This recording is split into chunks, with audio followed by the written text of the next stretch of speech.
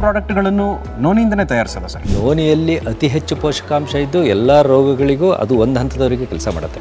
ಆದರೆ ನಾವು ಇದ್ರ ಜೊತೆಗೆ ಉದಾಹರಣೆಗೆ ಈಗ ಡಯಾಬಿಟಿಕ್ ಅಂತ ಹೇಳಿದ್ರೆ ಸುಮಾರು 80 ಭಾಗ ನೋನಿ, ಇನ್ನು ಉಳಿದ 20 ಭಾಗ ಈ ಋಷಿಮುನಿಗಳ ಕಾಲದಿಂದ ಹೇಳಿರೋಂಥ ಆ್ಯಂಟಿ ಡಯಾಬಿಟಿಕ್ ಹರ್ಬ್ಸ್ ಏನಿದೆ ಅದನ್ನು ಹಾಕ್ತೀವಿ. ಉದಾಹರಣೆಗೆ ಸಪ್ತಚಕ್ರ, ಮಧುನಾಶಿನಿ, ಈ ರೀತಿ. ಹಾಗೆ ಅಮೃತ ನೋನಿ ಆರ್ಥೋ ಪ್ಲಸ್ ಅಂತ ಹೇಳಿದ್ರೆ ಅದಕ್ಕೂ ಕೂಡ ಮೇಜರ್ ಆಗಿ ನೋನಿ, ಇನ್ನು ಉಳಿದದ್ದು ಈ ರಾಸ್ನ ಅಂದರೆ ಈ ಆ್ಯಂಟಿ ಇನ್ಫ್ಲಮೇಟರಿ ಇರುವಂಥದ್ದು, ಆ್ಯಂಟಿ ಪೈನ್ ಕಿಲ್ಲಿಂಗ್ ಆಗುವಂಥದ್ದು, ಈ ಥರ ವಿಶೇಷವಾದ ಗಿಡಮೂಲಿಕೆಗಳನ್ನ ಬಳಸ್ತೀವಿ. ಹಾಗೆ ನಾವು ಅಮೃತ ನೋನಿ ಗ್ಯಾಸ್ಟ್ರಿನ್ನಿಗೆ ಜೀರಾ, ಮಿಶ್ರಯ, ಈ ಥರ ಒಂದು ವಿಶೇಷವಾದ ಪ್ರಾಡಕ್ಟ್ಗಳನ್ನು ಅದಕ್ಕೆ ಹಾಕಿರ್ತೀವಿ.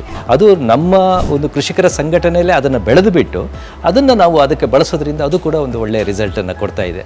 ಹೀಗೆ ನಮ್ಮೆಲ್ಲ ಪ್ರಾಡಕ್ಟ್ಗಳಿಗೂ ಕೂಡ ಒಂದು 80% ನೋನಿ ಅನ್ನೋ ಅಂದಾಜು. ಇನ್ನು ಉಳಿದದ್ದು ನಾವು ಆಯುರ್ವೇದದಲ್ಲಿ ಏನು ಹೇಳುತ್ತೆ ಆ ರೀತಿಯ ಗಿಡಮೂಲಿಕೆಗಳನ್ನು ಉಪಯೋಗಿಸಿದ್ವಿ. ಹಾಗಾಗಿ ಎಲ್ಲ ಪ್ರಾಡಕ್ಟ್ಗಳು ಇಷ್ಟೊಂದು ಒಳ್ಳೆಯ ರಿಸಲ್ಟ್ ಕೊಡಲಿಕ್ಕೆ ಕಾರಣ ಆಗಿದೆ.